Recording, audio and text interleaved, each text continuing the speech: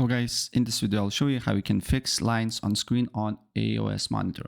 So the first thing we need to do here, you need to make sure that failing your monitor is and not your GPU. So you just need to go to display settings and then you go to a display, advanced display here, select your monitor and decrease the refresh rate. So for example, if you have 240, make it to 60, 120 and look if the lines now is gone. If they're gone, it means that your monitor is failing and probably you have the issues with the monitor and you need to probably replace that particular monitor.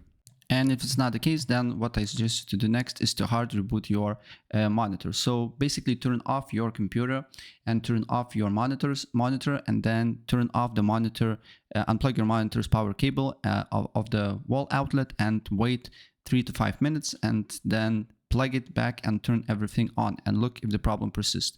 If the problem persists, then look if maybe check your HDMI cable and look if it's not damaged or change the ports.